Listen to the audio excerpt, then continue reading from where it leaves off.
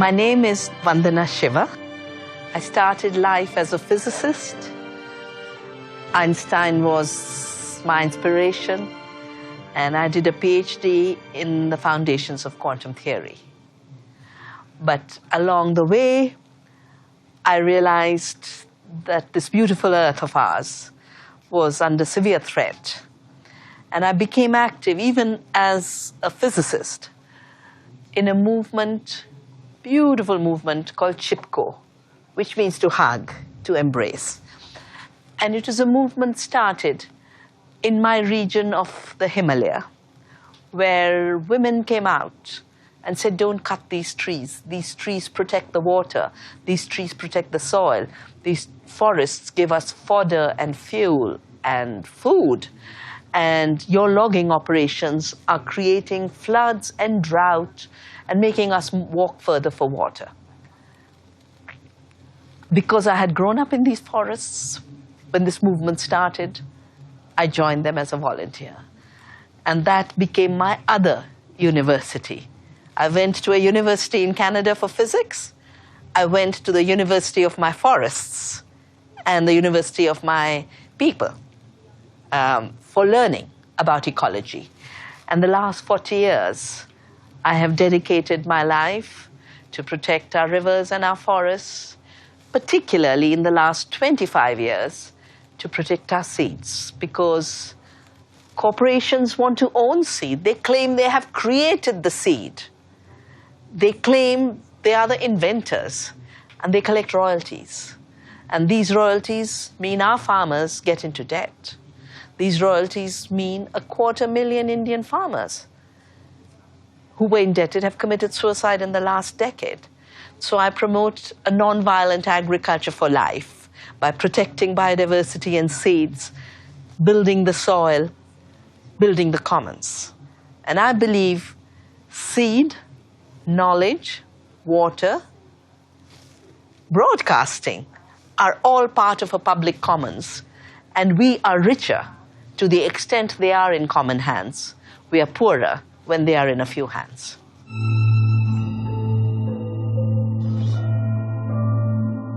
I was writing for environmental causes when I got involved with CHIPCO, but I would write reports.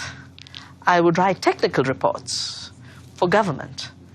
We wrote a technical report on eucalyptus monocultures and how they were creating a water crisis.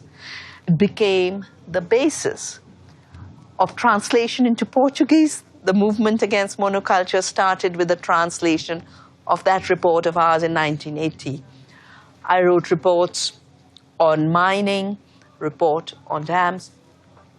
And then in 82, I left university to start a small institute for serving communities and serving the planet. Because I realized most universities, the disciplines had been created to exploit the earth. Geology is about mining. Forestry is about logging. Hydrology is about building dams. The knowledge of how to protect the river, how to protect the forests, how to protect the mountains, and find out their role in providing water was a knowledge that was in the people, was in interdisciplinary work, but not in fragmented discipline. And that's when I started the Research Foundation for Science, Technology, and Ecology. And the interesting thing is, I took a pledge that time. I said, university is about the rat race of publishing. You keep running to publish the next paper. You keep running to get the next promotion. And I said, I'm not going to work in a world where knowledge is married to power. I will work in a world where knowledge serves the powerless. And I kept writing my reports and built all the connections between women and ecology. And in 1985, when we were building the global movement to protect the rainforest, José Lutzenberger, who used to be an environment minister of Brazil, Wangari Maathai of Kenya, who started the movement to plant trees in Kenya, and we joined together and said the forests of the tropics have to be protected. at the Women's Conference in Nairobi. Wangari and I did many talks.